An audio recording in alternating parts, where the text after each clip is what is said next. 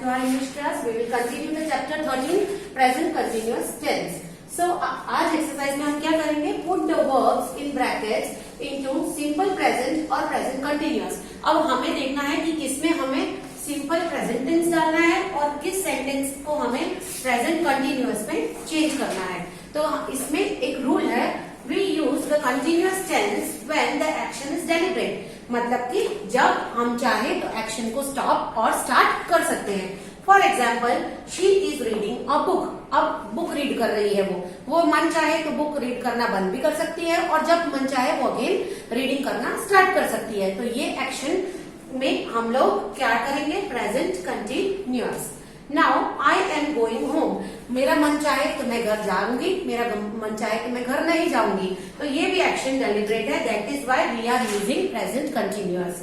Now but some actions are involuntary. कुछ actions ऐसे होते हैं जिसे हम अपनी मर्जी से स्टार्ट और स्टॉप नहीं कर सकते. तो वो एक्शन वो कौन से होते हैं sentences? We will see here.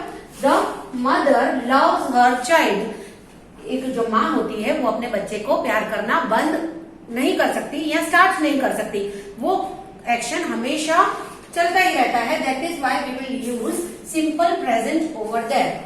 C here, verb में आप देखो एस. सिंपल प्रेजेंट का रूल क्या था? एस. सो यहाँ पर वर्ब में एस लगाया है. दैट मीन्स ये एक्शन जो है वो अपने मन से स्टार्ट और स्टॉप नहीं कर सकते. I hate dishonest people. I hate dishonest people मतलब कि झूठे लोग मुझे पसंद नहीं है, उन्हें मैं हेट करती हूँ. दैट इज व्हाई यहाँ पर हेट, अब इसमें एस नहीं लगता, इसीलिए इस वर्ब को इस तरह से ही रखा है, only hate. This is used in simple present tense. Now we will solve some sentences in the exercise so that we can understand more. He knows the secret. अब मुझे सीक्रेट पता है. मुझे सीक्रेट पता है, इसका मतलब मैं सीक्रेट को रखना स्टार्ट और स्टॉप नहीं कर सकती.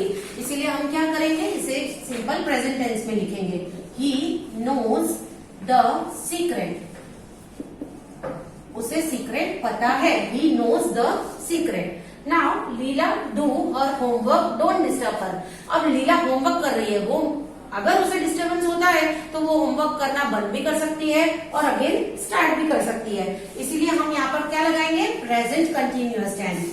लीला is doing her homework.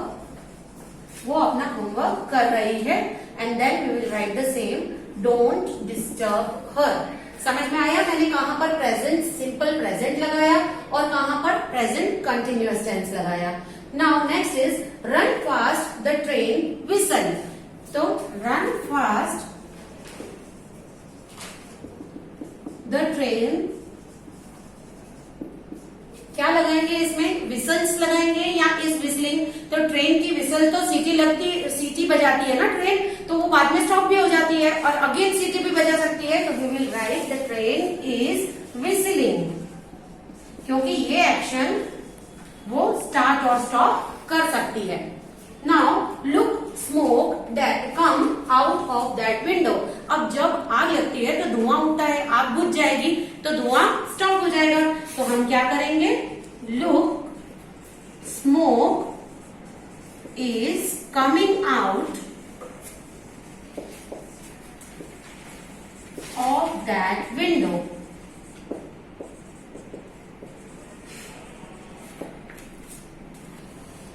Okay, now next one is give me something to eat. I feel hungry.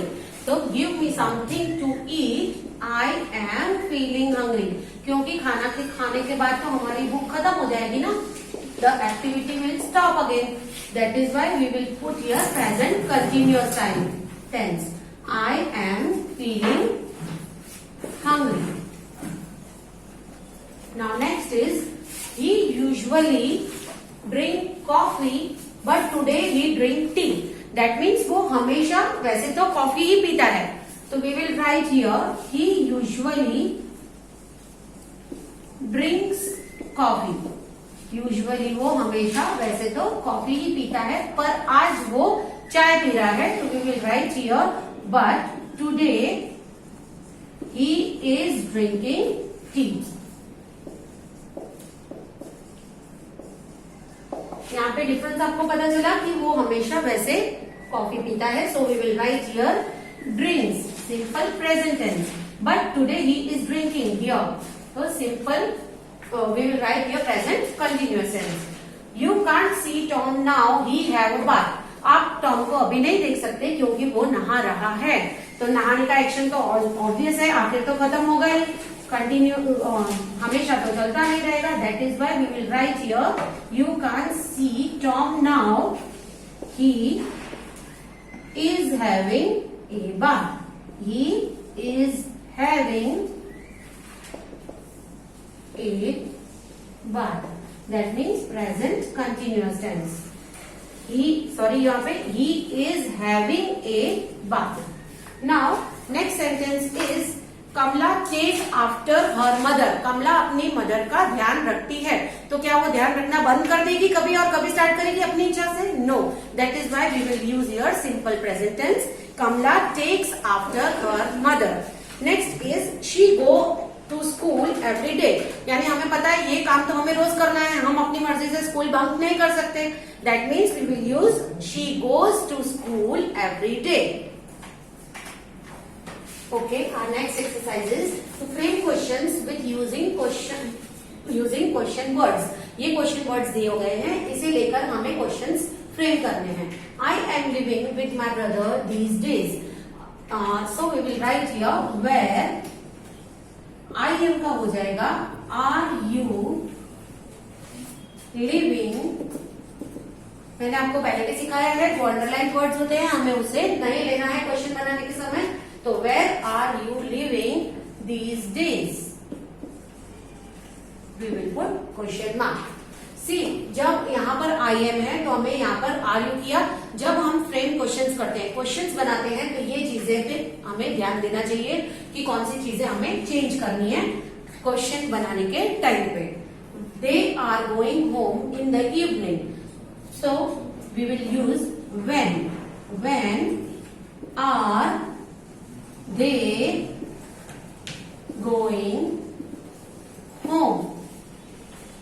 Question mark. Understood? See again. When ये are यहाँ पे, they यहाँ पे. Are they going home? Now next, the teacher is teaching in the class. So what? यहाँ पर हमें change करना पड़ेगा. टीचिंग इन द क्लास है तो हमें यहाँ पर एक वर्ड अपना डालना होगा. What is the teacher doing. इसमें क्वेश्चन क्या दिया है, आंसर क्या दिया है? The teacher is teaching in the class, मतलब टीचर क्लास में पढ़ा रहे हैं. तो हमें क्वेश्चन जब बनाना है तो हम बनाएंगे what is the teacher doing. ये वाला वर्ड हमें अपना डालना है क्वेश्चन पुटअप करने के लिए. Now the child is crying because it is hungry. बच्चा क्यों रो रहा है? Because it is hungry, क्योंकि उसे भूख लगी है. तो हम क्वेश्चन कैसे बनाएंगे?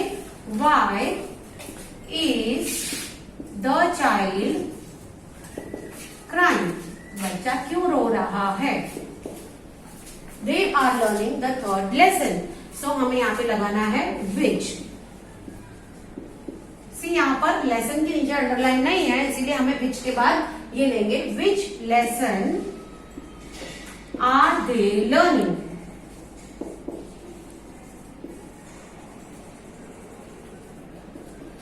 इन चीजों में आपको ध्यान रखना पड़ेगा. When you frame the questions, once read and see that is it right or not.